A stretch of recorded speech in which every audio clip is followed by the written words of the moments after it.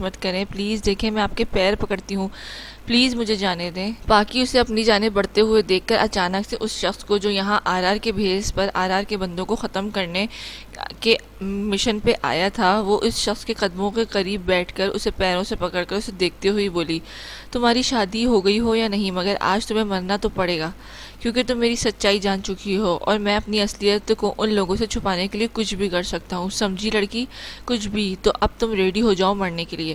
وہ شخص ہونٹوں پر صفاقی سجا کر اسے اٹھا کر اپنی ریوالور نکال کر اسی کنپٹی پر رکھ کر سنجیدگی سے بولا، نہیں نہیں۔ اپنی کنپٹی پر ریوالور محسوس کر کے پاکی اپنی آنکھیں شدت سے بند کر کے چیخی۔ اس کی چیخ مقابل کے ارادے کو نہ ڈگمگا سکے، وہ ریوالور پر اپنی گرفت مضبوط کیے اسے غصے سے دیکھ رہا تھا۔ اگر اس زندان سے زندہ بچ کر نکلنا چاہتی ہو تو چپ چاپ کھڑی ہو کر صرف تماشائی بن کر میرا ساتھ دو۔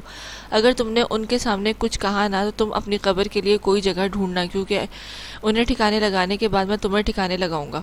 اس سے پہلے کہ وہ اس پر گولی چلاتا باہر سے کسی کے قدموں کی آواز پر مقابل چونکا۔ اس کی سیاہ آنکھیں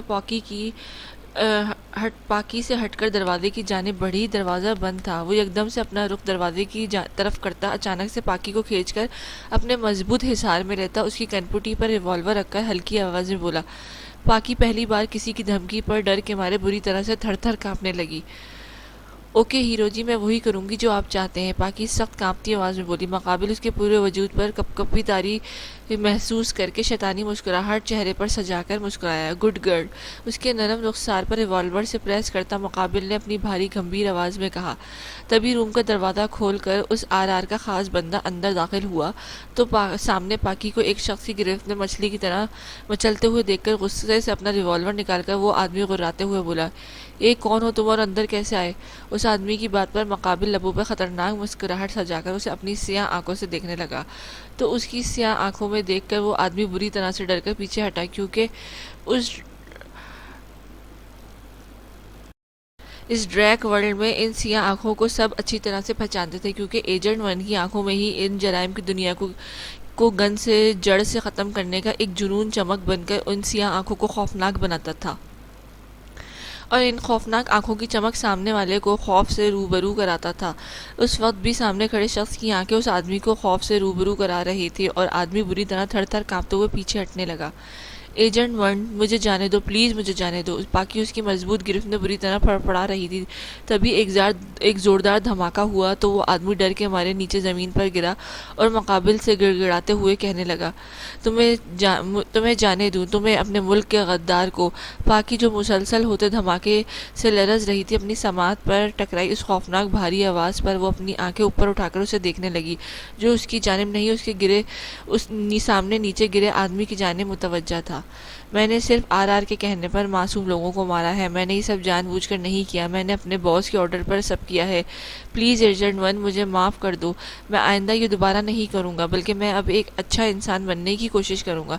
تم کوشش کرو گے، پہلے بھی تم نے یہ وعدہ کیا تھا اور اب پھر وہ وعدے، میں تمہارے اس جھوٹے وعدے میں نہیں آؤں گا۔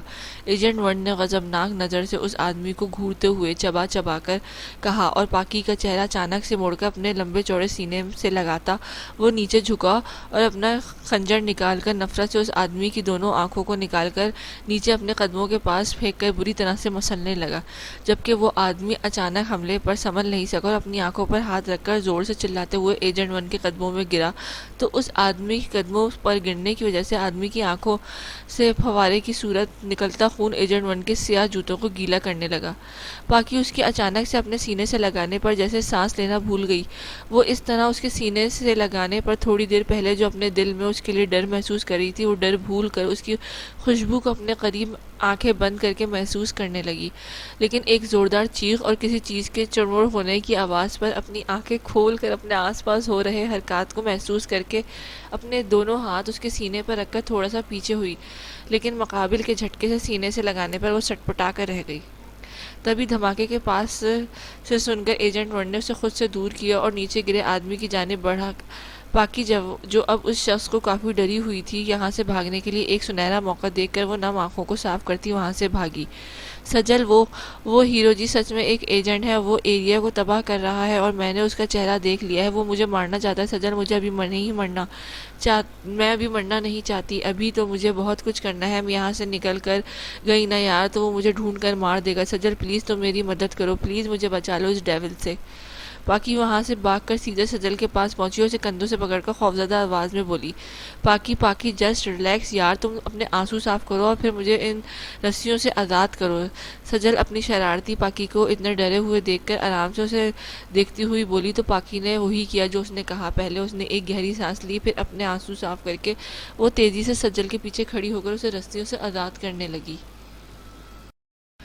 رسیوں سے آزاد ہوتے ہی سجل نے اس کی سختی سے کلائی سے پکڑا اور تیزی سے اس روم سے باہر نکلی اور سامنے نظر آتی سیڑھیوں کی جانب تیزی سے بڑھی۔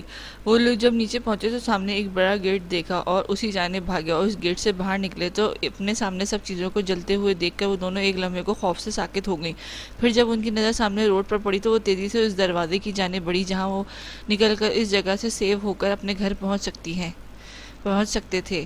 سالار راجپوت، شاہویر راجپوت، یاسر راجپوت تینوں زیرون راجپوت کے اسٹڈی روم میں سر جھکا کر کھڑے تھے۔ سامنے وہ شان سے صوفے پر بیٹھا انہیں سنجیدگی سے گھور رہا تھا۔ اس بار میں نے تم تینوں کو صرف اس لیے بچایا ہے کیونکہ اس وقت سب گھر والے پریشان ہیں، لیکن تم تینوں یہ مت سمجھنا کہ میں تم تینوں کو اس غلطی کو معاف کروں گا۔ تم لوگ یہاں جتنے دن رہو گے عیش و آرام کے بغیر رہو گے، نہ کوئی پارٹی نہ کوئی سیر و تفریح، صرف گھر میں اپنے اپنے کمروں میں اس تاریخ تک رہو گے جب تم لوگوں کی ٹکٹ پر لکھا ہوا ہے۔ اگر تم تینوں میں سے مجھے کوئی باہر کسی ریسٹورنٹ یا دوستوں کے ساتھ گھومتے ہوئے ملا تو میں اس سے بھی بڑی سزا دوں گا تم لوگوں کو، گاٹ اٹ؟ زیرون راجپوت نے ترچھی نگاہوں سے ان تینوں کو جھکے سر کو دیکھتے ہوئے اپنی ازلی سرد مہر لہجے میں کہا، بھیا ہم جان بوجھ کر نہیں آئے وہاں، میں سچ پہ وہاں بہت بڑا جھگڑا ہوا ہے، اسی وجہ سے ہم تینوں یہاں آئے۔ اگر کوئی جھگڑا نہیں ہوتا تو ہم آئی سوئر پر یہاں پر نہیں آتے۔ پلیز آپ اتنے بڑی سزا مت دیں ہمیں پلیز۔ اتنی پابندی سن کر سب سے زیادہ صدمہ سالار کو ہوا۔ وہ آنکھوں میں نقلی مکلی کی نمی لیے اس کے پیروں کے قریب بیٹھ کر گلوگیر آواز میں بولا، شٹ اپ آئی سی، جسٹ شٹ اپ، یہاں سے زیادہ تم لوگ وہاں سیو ہو، ڈیم اٹ، یہاں اتنا بڑا واقعہ ہوا ہے، ہم اس واقعے کی وجہ سے ڈسٹرب ہیں، اوپر سے تم لوگوں نے یہاں آ کر ہمیں اور زیادہ فکر مند کر دیا ہے۔ اگر تم لوگوں کو کچھ ہو گیا تو تم تینوں نے سوچا ہے کہ دادا اور تم لوگوں کے والدین اور بہن بھائیوں پر کیا گزرے گی؟ سوچا ہے تم لوگوں نے یہ زینون راجپوت نے شدید غصے سے ٹیبل پر ہاتھ مارتے ہوئے غرا کر کہا تو تینوں اس کی غصیلی آواز پر ڈر کر بری طرح سے لرزے۔ واقعی بھائی، کیا واقعی؟ سالار راجپوت پہلے سنبھلا تو اس نے حیرانگی سے زینون راجپوت کے غصے سے سرخ ہو رہے چہرے پر نظریں گاڑ کر پوچھا، ہماری پاکی اور سجل کو ایک دہشت گرد نے اغوا کیا ہے، وہ دونوں اس وقت اس کے قبضے میں ہیں۔ زینون راجپوت نے گہری سانس لیتے ہوئے کہا تو اس کی بات پر وہ تینوں نے ہکا بکا رہ گئے۔ واٹ بھائی، یہ کیسے ہوا؟ ہمارے ارد گرد سیکورٹی کی اتنی بھاری نفری ہونے کے باوجود یہ کیسے پاسبل ہے؟ پاکی اور سجل کو ٹائٹ سیکورٹی کے باوجود اتنی آسانی سے کوئی کیسے اغوا کر سکتا ہے؟ شاویر نے سخت تعجب سے زینون راجپوت کی جانب دیکھتے ہوئے پوچھا۔ وہ سچ کہہ رہا تھا، راجپوت خاندان کے سبھی لوگوں کے ارد گرد اتنی زیادہ سیکورٹی ہوتی تھی کہ اگلا انسان اتنی سیکورٹی دیکھ کر حیرت زدہ رہ جاتا تھا۔ وہ ایک ماسٹر مائنڈ انسان ہے، اس نے اپنا کام بہت ہوشیاری سے کیا ہے۔ باہر ہمارے دشمن دن بدن بڑھ رہے ہیں اور یہ سب ایک اور حملے کے لیے تیار بیٹھے ہیں۔ اگر تم تینوں گھر سے باہر قدم نکالو گے تو میں تم تینوں کو ان کے چنگل سے نکال کر مار دوں گا۔ زینون راجپوت نے گہری سانس لی اور پھر سنجیدگی سے ان کی جانب دیکھتے ہوئے سرد لہجے میں ان سے کہنے لگا تو وہ تینوں اس کی دھمکی پر سٹپٹا کر رہ گئے۔ او مائی گاڈ بھائی، آپ اپنے بھائیوں کو ماریں گے؟ آپ اتنے زیادہ سنگ دل ہیں؟ یاسر راجپوت نے اپنا چشمہ درست کرتے ہوئے اپنی ازلی ڈرپوک لہجے میں بولا۔ تو تم لوگ مرنا نہیں چاہتے؟ زینون راجپوت اس کی بات پر پرسوچ انداز میں بولا۔ بالکل بھائی، ابھی تو میری 1000 کے قریب گرل فرینڈ بھی تو پورے نہیں ہوئے ہیں، اور تو اور میں نے اپنی بیوی کے ساتھ عشق والی سیلفی بھی لینی ہے، اتنی جلدی مجھے نہیں مرنا، پلیز آپ یہ ہمارا قتل کرنے والا پروگرام کینسل کر دیں پلیز۔ شاہویر راجپوت نے بنا سوچے سمجھے اپنی فیوچر پلاننگ اس شخص کے آگے کھول دی جو ڈیول سے کم نہیں تھا۔ اس کی بات پر سالار راجپوت کا دل چاہا وہ اپنا سر پیٹ لے۔ یہ تم کیا بکواس کر رہے ہو سالار راجپوت؟ زیرون راجپوت اس کی 1000 گرل فرینڈ والی پلاننگ کا سن کر سخت غصے سے اسے دیکھتے ہوئے غرایا تو اس کے غصے سے پتھریلی آواز پر وہ تینوں کانپ کر رہ گئے۔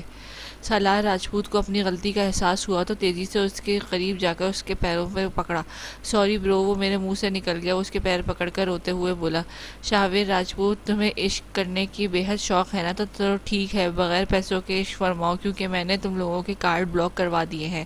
اپنے قدموں کے پاس بیٹھے شاہویر راجپوت کو سخت گھورتے ہوئے زینون راجپوت نے سخت لہجے میں کہا، برو دس از ناٹ فیئر۔ آپ اچھے سے جانتے ہیں میں کتنا بھولا اور بیبا بچہ، معصوم بچہ ہوں۔ میں عشق کے عین سے بھی لا علم ہوں۔ ہزار کی گرل فرینڈ کی پلاننگ شاویر کر رہا ہے تو آپ اس کی سزا ہمیں کیوں دینا چاہتے ہیں؟ سزا تو اسے ملنی چاہیے برو، کیونکہ اس نے لندن میں کلاس پروفیسر کو بھی نہیں چھوڑا ہے، انہیں بھی پرپوز کیا ہے اس عاشق مزاج انسان نے۔ برو پلیز ہماری زندگی ہم سے مت چھینیں، کیونکہ کریڈٹ کارڈ کے بغیر ہم مر جائیں گے۔ کریڈٹ کارڈ بلاک ہونے کا سن کر سالار راجپوت بھی شاویر کی سائڈ پر بیٹھتے ہوئے زینون راجپوت کے دوسرے پاؤں کو پکڑتے ہوئے روتے ہوئے کہنے لگا، جبکہ یاسر راجپوت تو کارڈ بلاک کا سن کر آنکھیں پھاڑ کر زینون راجپوت کو دیکھ رہا تھا۔ اب شاید تم لوگوں کو ایک رئیس زادے سے ڈرائیور بننے کا شوق ہو رہا ہے تو تم لوگ پٹر پٹر میرے سامنے بکواس کر رہے ہو۔ نہیں برو، مجھے ڈرائیور نہیں بننا، میری تو ابھی لائسنس بھی نہیں بنا ہے، میں کیسے ڈرائیونگ کروں گا؟ ان لوگوں نے تو لندن میں لائسنس بنا لیا ہے، یہ لوگ ایزیلی آپ کے ڈرائیور کے کام اچھے سے نبھائیں گے۔ آپ ان دونوں کو ہی اپنا ڈرائیور بنا لیں، مگر پلیز مجھے نہیں۔ یاسر راجپوت ڈرائیور کا سن کر زور زور سے نفی میں سر ہلاتے ہوئے نیچے گرتے ہوئے بولا، تو تم لوگ رئیس والی زندگی گزارنا چاہتے ہو، ٹھیک ہے، میں کارڈ بلاک ہٹا دیتا ہوں، بٹ جس طرح میں چاہتا ہوں تم لوگ اسی طرح رہو گے۔ اگر تم تینوں میں سے کسی نے ہوشیاری کی تو مجھے ایک منٹ بھی نہیں لگے گا تم تینوں کو بادشاہ سے فقیر بناتے ہوئے۔ زینون راجپوت کو ان تینوں بچوں پر رحم آیا تو وہ صوفے سے اٹھا اور ان تینوں کے کریڈٹ کارڈ سے بلاک ہٹانے کے لیے کسی کو میسج کرنے کے بعد ان تینوں کو خوشخبری کے ساتھ دھمکی دیتے ہوئے بول کر سنجیدگی سے ان تینوں کی سخت نظروں سے دیکھتا وہاں سے نکلا تو اس کی وہاں سے جاتے ہی وہ تینوں خوشی سے نعرہ لگا کر وہی ڈانس کرنے لگے۔ رات کا نہ جانے کون سا پہر تھا، جب امشال کی آنکھیں کھلی تو چھت پر لٹکے فانوس کی مدھم روشنی میں اس جانب دیکھنے لگی جہاں سلطان سوتے تھے۔ وہاں اس وقت انہیں نہ پا کر وہ جھٹکے سے اٹھی اور روم میں اپنی نظر دوڑانے لگی۔ وہ وہاں ہوتے تو اسے ملتے۔ وہ سخت پریشانی سے بیڈ سے نیچے اتری اور انہیں آواز دیتی ہوئی واش روم کی جانب بڑھی۔ سلطان آپ کدھر ہیں؟ پلیز باہر نکلیں نا، مجھے اس وقت تو مت ڈرائیں نا، آپ اس وقت بچوں کی طرح کیوں چھپے ہیں؟ پلیز باہر نکلیں ورنہ میں آپ سے ناراض ہو جاؤں گی۔ ان کی اس غیر متوقع موجودگی پر پتہ نہیں کیوں ہی اس کا دل گھبرانے لگا۔ وہ اپنے نازک دل پر ہاتھ رکھ کر واش روم کا دروازہ کھول کر انہیں اندر ڈھونڈنے لگی۔ وہاں بھی انہیں نہ پا کر وہ تیزی سے روم سے باہر نکلی۔ باہر خوفناک اندھیرا دیکھ کر وہ اپنے پورے وجود میں خوف کے باعث کپ کپی طاری ہوتے ہوئے محسوس کرنے لگی، لیکن سلطان کی غیر موجودگی کا سوچ کر وہ اپنے اندر ہمت جمع کر کے سیڑھیوں کی جانب بڑھی۔ جب وہ نیچے آئی تو سلطان کو رات کے 3 بجے اس روم کے دروازے کو عجیب دیوانوں کی طرح چھوتے ہوئے دیکھ کر وہ بھونچنکا رہ گئی۔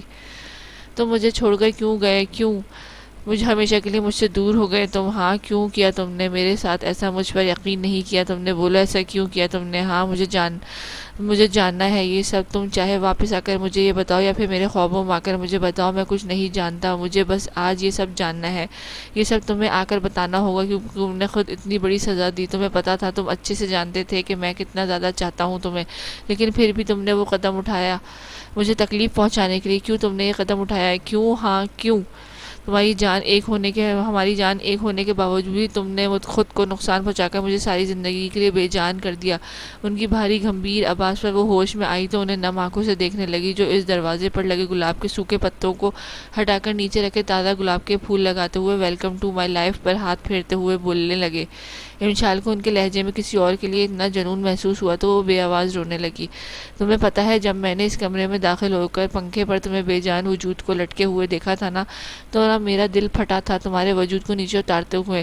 مجھے یہاں پر بہت درد ہو رہا تھا، میرا کلیجہ منہ کو آ رہا تھا جب میں نے تمہارے خوبصورت چہرے کو سفید پڑتے دیکھا تھا۔ تمہارے وجود سے لپٹ کر مجھے ایسا لگ رہا تھا جیسے میرا روح بھی تمہارے روح کے ساتھ پرواز کر رہا ہے۔ میں اس وقت ٹوٹ گیا تھا اور آج میں بھی وہ درد محسوس کرتا ہوں۔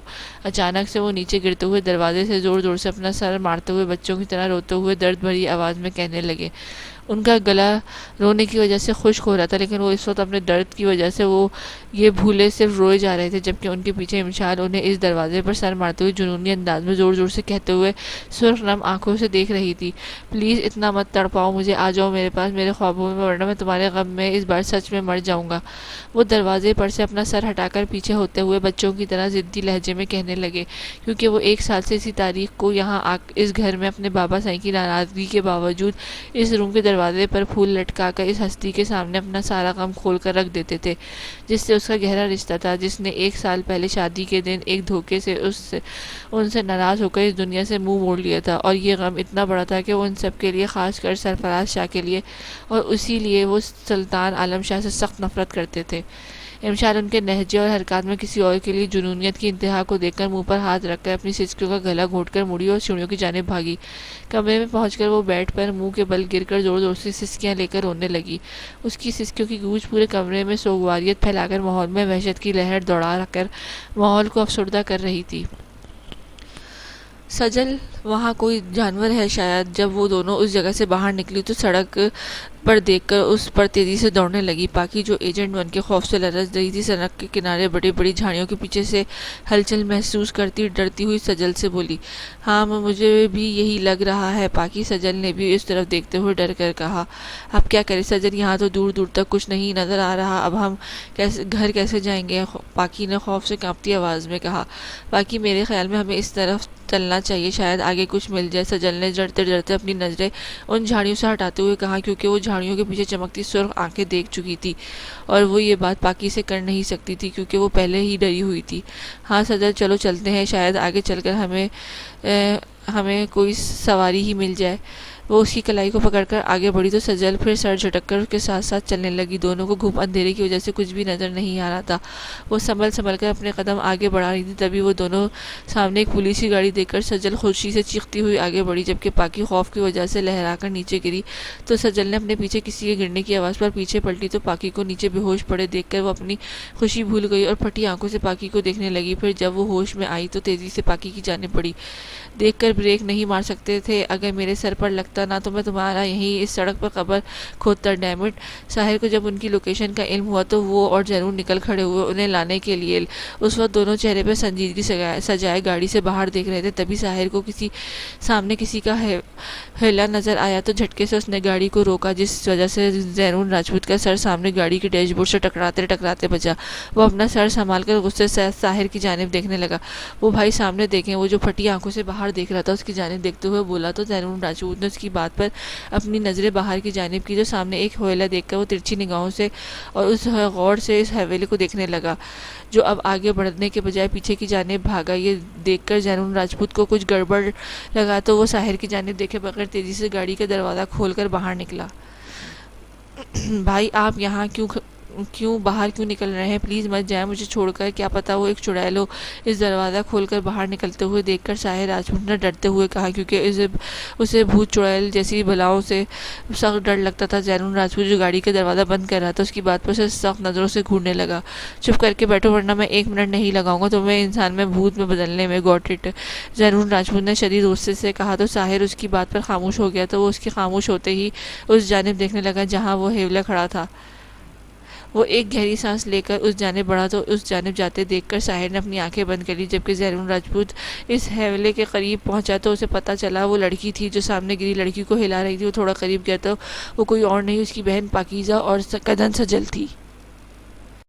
انہیں دیکھ کر وہ ایک گہری سانس لے کر سجل کو پکار کر اسے اپنی جانب متوجہ کرنے لگا۔ اپنے پیچھے اپنے زینون بھائی کی آواز پر وہ مڑی تو سامنے اسے دیکھ کر وہ آگے بڑھی اور ان کے چوڑے سینے سے لگ کر رونے لگی۔ زینون اسے الگ کر کے اس کے سر پر ہاتھ پھیرتے ہوئے اسے خاموش کرانے کے بعد اپنی لاڈلی بہن کی جانب بڑھا اور اس کی بے ہوش وجود کو اپنی مضبوط باہوں میں لے کر گاڑی کی جانب بڑھا۔ اس کے پیچھے سجل بھی تیزی سے چلنے لگی۔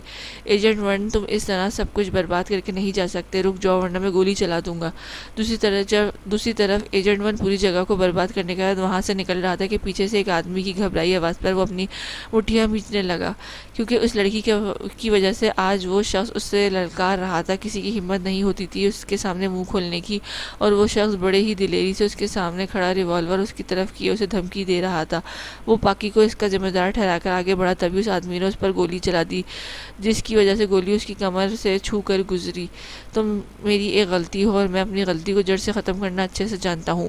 ایجنٹ 1 نے اپنی سرخ آنکھوں سے اسے گھورتے ہوئے اپنا ریوالور نکال کر اس کے پورے وجود پر ریوالور کی موجود سبھی گولیاں جنونی انداز میں برسانے لگا۔ میرے مشن کے درمیان میں آ کر لڑکی تم نے اچھا نہیں کیا، تم سے میں ایک چیز کا بدلہ ضرور لوں گا۔ اپنی کمر پر بری طرح سے رشتے خون پر ہاتھ رکھ کر وہ پاکی کو اپنی تصور میں لا کر نفرت سے بولا۔ پاکی کو سوچ کر اس وقت اس کی آنکھوں میں خون سوار ہو گیا تھا۔ باقی کو زہرون راجپوت اسے کمرے میں بے ہوشی کی حالت میں لے کر آیا تھا اور وہ ابھی تک بے ہوش پڑی تھی۔ ڈاکٹر کے اسے صبح تک ہوش میں آنے کا کہنے پر سب گھر والے پرسکون ہو گئے تھے۔ اس وقت سب اپنے اپنے کمروں میں تھے۔ پاکیزہ کے پاس پھپھو رہنے والی تھی، وہ اس وقت کچن میں تھی اور ملازمہ اسے صفائی کروا رہی تھی، اس لیے اس وقت پاکیزہ کے روم میں وہ اکیلی تھی۔ تبھی کھڑکی کھول کر کوئی اندر آیا اور بیڈ کی جانب بڑھا۔ باقی جسے ہلکا ہوش آ رہا تھا وہ روم میں کسی کی موجودگی محسوس کر چکی تھی، اس لیے مکمل ہوش میں آنے کے باوجود بھی اس نے اپنی آنکھیں نہیں کھولیں، لیکن مقابل کی حرکت پر اسے اپنی آنکھیں کھولنی پڑی کیونکہ مقابل کی گرم سانسوں کو وہ اپنے چہرے اور اپنی گردن پہ محسوس کر رہی تھی۔ ہیرو جی پاکی سے جب اپنے اوپر گرم سانسوں کی گرمائش برداشت نہ ہوئی تو اس نے اپنی آنکھیں کھولیں تو اپنے اوپر جھکے موت کو دیکھ کر وہ سخت خوفزدہ ہو کر اتنا بولتی ہوئی اٹھنے کی کوشش کرنے لگی، مگر اپنے اوپر جھکے موت کی موجودگی سے وہ اپنے اندر ہلنے جلنے کی طاقت کو کھو چکی تھی۔ بہت شوق ہے نا تم نے بھاگنے کا مس راجپوت، اس کی ساکت وجود کو دیکھ کر مقابل نے سخت گیر لہجے میں کہا۔ باقی اٹھنے کے لیے اپنے اندر ہمت جمع کر رہی تھی، مگر سامنے اپنے اوپر جھکے شخص کی بات پر وہ اپنی آنکھیں پھاڑ کر اسے دیکھنے لگی۔ نہیں تو ہیرو جی، میں بھاگی تھوڑی تھی، میں تو آپ کے لیے بھاگی تھی۔ دیکھیں ہیرو جی، اگر میں اور سجل وہاں سے نہ بھاگتی تو آپ ہماری ٹینشن میں گر کر اپنا مشن پورا نہیں کر پاتے، اس لیے میں سجل کے ساتھ صرف آپ کی فکر میں وہاں سے بھاگ گئی تھی۔ باقی کی خوفزدہ نظروں سے اسے دیکھتے ہوئے ٹکر ٹکر بولا تو اس کی بات پر مقابل غصے سے اپنے جبڑے سے پکڑ کر اسے غصے سے دیکھنے لگا۔ بہت دماغ چلتا ہے نا تمہارا لڑکی، اب یہاں آ کر اپنے ہاتھ چلاؤ، تمہاری شرارت کی وجہ سے میری کمر پر ان لوگوں نے گولی ماری ہے۔ اس وقت میں اس حال میں ہاسپٹل بالکل بھی نہیں جا سکتا کیونکہ میں اپنی شناخت کسی پر ظاہر نہیں کر سکتا۔ اس وقت میں اپنی اصل شناخت کے ساتھ کسی ہاسپٹل میں نہیں جا سکتا کیونکہ اس وقت میری ڈیوٹی نہیں ہے۔ مقابل نے سخت نظروں سے اسے گھورتے ہوئے اپنی سیاہ شرٹ کے بٹن کھول کر شرٹ اتارا تو امشال کی آنکھیں اس کی آگ جیسی باڈی کو دیکھ کر کھلی کی کھلی رہ گئیں۔ اسے منہ کھولے اور اپنی بڑی بڑی آنکھیں پھاڑے اس کو اپنی باڈی کو دیکھتے ہوئے پا کر وہ غصے سے آگ بگولا ہو گیا۔ اپنی ان بھینس جیسی آنکھیں، موٹی آنکھوں پر کنٹرول کرو لڑکی، ورنہ انہیں نکالنے میں مجھے ایک لمحہ بھی نہیں لگے گا۔ جلدی سے جو میں نے تمہیں کہا ہے وہی کرو، جاؤ استری لے کر آؤ۔ اپنی پینٹ کے پائچے ٹخنوں سے اوپر کر کے اپنے چاقو نکال کر اس کی آنکھوں کے آگے کرتا وہ غصے سے بولا۔ ہیرو جی، استری وہ کیوں؟ پاکی نے معصومیت سے پوچھا۔ میرے سر پر رکھنے کے لیے، اس کی بات پر مقابل نے شدید غصے سے کہا۔ ہائے ہیرو جی، پھر تو آپ کے سلکی بال جل جائیں گے، پاکی نے اپنی آنکھیں بڑی کر کے اپنے ہونٹوں پر ہاتھ رکھتے ہوئے کہا۔ شٹ اپ، اس روم میں آگ نہیں جلا سکتا کیونکہ باہر سب کو پتہ چل جائے گا تمہارے کمرے میں کوئی ہے، استری آسانی سے یا چاقو گرم ہو جائے گا۔ مقابل نے سخت نظروں سے اسے دیکھتے ہوئے کہا۔ ہیرو جی، یہ آپ چاقو کو کیوں گرم کریں گے؟ پاکی نے آنکھیں معصومیت سے چھوٹی کرتے ہوئے کہا۔ ڈیم اٹ، اس طرح گولی جلدی سے بنا زیادہ تکلیف دیے تم آرام سے نکال سکو گی۔ مقابل اس کی بے تکی بات پر اپنا سر پیٹتے ہوئے بولا۔ باقی اس کی بات پر پھٹی آنکھوں سے اسے دیکھنے لگی۔ کیا ہیرو جی، یہ آپ کیا کہہ رہے ہیں؟ میں ڈاکٹر تھوڑی ہوں جو آپ مجھے گولی نکلوانے کا پلان بنائے بیٹھے ہیں۔ باقی نے آنکھیں بڑی کرتے ہوئے کہا۔ تم نے مجھ سے پنگا لینے سے پہلے سوچنا چاہیے تھا، اب تم میری غلام ہو، آج سے میں تمہیں جو حکم دوں گا تمہیں ماننا پڑے گا۔ اگر تم نے مجھ سے ہوشیاری کی تو میں تمہاری کنپٹی اڑا دوں گا۔ چلو اب گولی نکالو۔ اس کی بات پر ایجنٹ 1 کو شدید غصہ آیا تو اس نے اس کے ہاتھ پر اس کی نازک کمر کو پکڑ کر اسے اپنے قریب کرتے ہوئے کہا۔ باقی اس کی نزدیکی پر اس کی گرفت میں جھٹپٹانے لگی، مگر مقابل کی گرفت اس کے جھٹپٹانے پر بھی کمزور نہ ہوا بلکہ مضبوط ہوتا چلا گیا۔ کیا ہوا ہے میری چھوٹی دنیا، تم اس طرح رو کیوں رہی ہو؟ کیا بابا صاحب نے پھر سے غصہ کیا ہے تم پر؟ تم مجھے بتاؤ، اگر انہوں نے آپ کو ڈانٹا ہے تو میں ان سے کہتا ہوں کہ میری بیوی کو ڈانٹا مت کریں، اس کے بدلے مجھے چاہے مار دیں، لیکن میری کیوٹ سی بیوی پر کبھی غصہ مت کریں کیونکہ اس میں میری جان بستی ہے۔ مجھے اس کی خوبصورت آنکھوں میں آنسو بالکل بھی اچھے نہیں لگتے۔ سلطان عالم شاہ رات لیٹ جب اپنے روم میں داخل ہوئے تو بیڈ پر امشال کو منہ کے بل دیکھ کے وہ آگے بڑھے۔ جب وہ اس کے پاس پہنچے تو اس کی ہلکی آواز میں سسکیاں سن کر وہ سخت پریشانی سے اس کے قریب جا کر بیٹھے اور اسے کندھوں سے پکڑ کر بولے۔ سلطان، آپ مجھ سے پیار نہیں کرتے؟ امشال ان کی جانب دیکھتی ہوئی بولی۔ اس کی بات پر سلطان عالم شاہ ہکا بکا رہ گئے۔ امشال جانم، یہ تم سے کس نے کہا؟ میں تم سے خود سے بھی زیادہ پیار کرتا ہوں، پلیز رو مت۔ مجھے تمہارا رونا بالکل بھی اچھا نہیں لگ رہا، تم صرف ہنستی ہوئی اچھی لگتی ہو جانا۔ انہوں نے اس کے رخسار کو نرمی سے پکڑ کر اس کی دونوں بھیگی آنکھوں سے اپنے ہونٹ رکھتے ہوئے گمبھیر آواز میں کہا۔ آپ جھوٹ بول رہے ہیں، آپ مجھ سے نہیں اس سے زیادہ پیار کرتے ہیں۔ ہیں سلطان، میں نے ابھی تھوڑی دیر پہلے آپ کو نیچے روتے ہوئے دیکھا ہے اور میں نے آپ کی ساری باتیں بھی سنی تھی. میں آپ کی بیوی ہوں جسے میری ہر چیز پر آپ کا حق ہے. اس طرح آپ کے غصے، جنونیت، نفرت، پیار پر صرف میرا حق ہے. پھر آپ کیوں جنونیت سے اپنا سر اس دروازے پر مار رہے تھے؟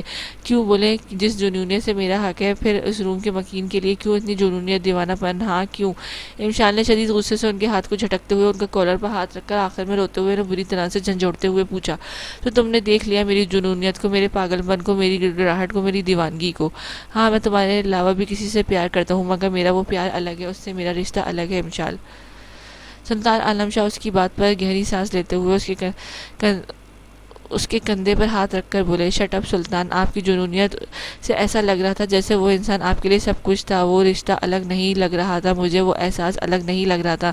میں نے کچھ دیر پہلے آپ کی آنکھوں میں اپنے لیے میں نے بالکل اس جیسا احساس دیکھا تھا جو میں محسوس کرنے لگی ہوں آپ کے لیے. یہ بات میں آپ کو سرپرائز دے کر بتانے والی تھی، لیکن مجھے نہیں پتا تھا کہ آپ مجھے اتنا سرپرائز دیں گے. امشان انہیں خود سے دور کرتی ان کے چہرے پر زور سے تھپڑ رسید کرتی ہوئی شدید غصے سے بولی. سلطان عالم شاہ اس کے لفظ میں اتنی بے اعتباری دیکھ کر صدمے میں چلے گئے، جبکہ وہ اپنی بات کہہ کر روتی ہوئی واش روم کی جانب بھاگی. امشال دروازہ کھولو، میں تمہیں سب کچھ بتاتا ہوں، please open the door. Amshal جانم پلیز. اس کی بے اعتباری کی وجہ سے سلطان عالم شاہ اپنے دل پر چھریاں چلتے ہوئے محسوس کرنے لگا. وہ تیزی سے آگے بڑھا اور واش روم کا دروازہ نوک کرتے ہوئے بے بسی میں امشال کی آوازیں دینے لگا، مجھے کچھ نہیں سننا، آپ یہاں سے چلے جائیں، مجھے اکیلا رہنا ہے. میرا دل آج بہت بری طرح سے آپ نے توڑا. میں آپ کو اپنے شوہر کا مقام دینا چاہتی تھی، لیکن آپ نے کیا کیا؟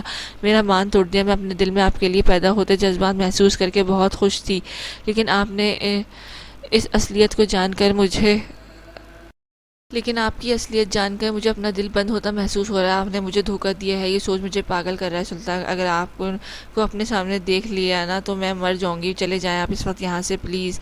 اندر سے امشال کی رونتی ہوئی آواز میں کہا، نہیں امشال جانم، جب تک تم میری بات نہیں سنتی میں یہاں سے نہیں جاؤں گا. اگر تم باہر نہیں نکلی تو میں اپنا سر پورے کمرے کی چیزوں سے مار مار کر خود کو ختم کر دوں گا. انہوں نے دروازے پر سر رکھ کر اسی جنونی انداز میں کہا جس طرح کچھ دیر پہلے وہ نیچے اس روم کے دروازے پر سر مارتے ہوئے جنونیت سے کہہ رہے تھے. امشال کو ان کی بات پر اپنا دل ٹھہرتا ہوا محسوس ہوا، لیکن ان تھس سے مس نہ ہوئی. اس طرح وہ واش روم کے دروازے سے لگی وہ رو رہی. تبھی باہر بھاری چیز سے گرنے کی آواز پر وہ سٹ پٹا کر تیزی سے واش روم کا دروازہ کھول کر باہر دیکھنے لگی تو سامنے کا منظر نظر آتے ہی اس کی روح فنا ہو گئی. سلطان عالم شاہ نیچے گرے ہوئے تھے. ان کی کلائی سے خون تیزی سے نکل کر نیچے کارپیٹ پر پھیل رہا تھا، جبکہ ان کی آنکھیں بند تھیں.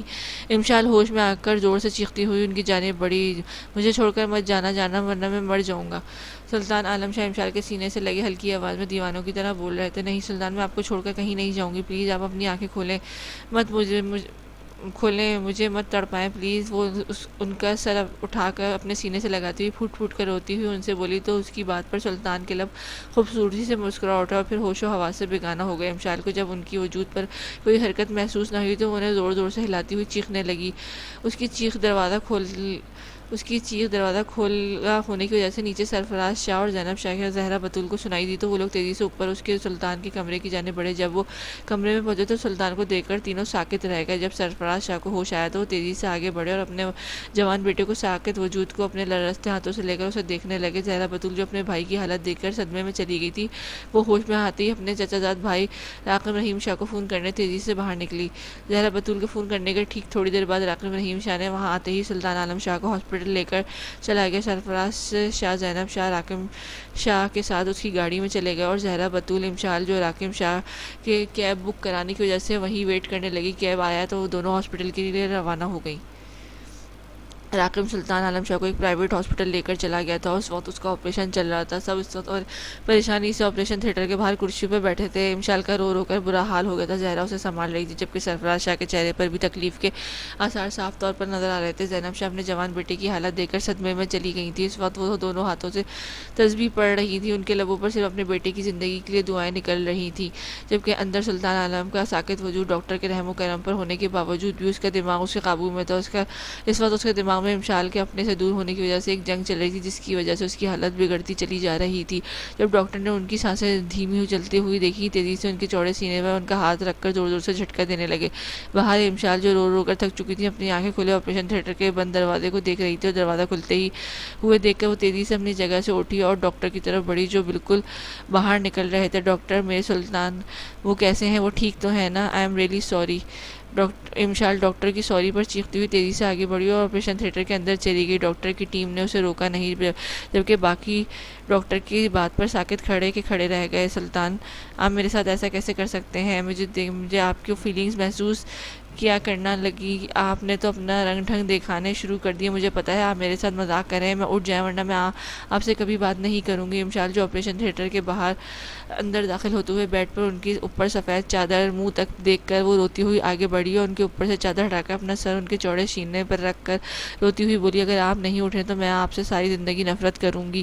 وہ اپنا سر ان کے سینے پر رکھ کر ان کے پیلے پڑتے چہرے پر اپنی نم آنکھیں جماتے ہوئے سسک کر بولی۔ سلطان عالم شاہ کا مضبوط ہاتھ جو بیڈ پر رکھا ہوا تھا اچانک سے نیچے گرا تو امشال یہ دیکھ کر ان کے ہاتھ کو پکڑنے کے لیے آگے بڑھی تو سامنے مشین کی آواز پر وہ اس جانب دیکھنے لگی۔ مشین میں ٹیڑھی لکیر کو سیدھا چلتے ہوئے دیکھ کر وہ ساکت ہو گئی۔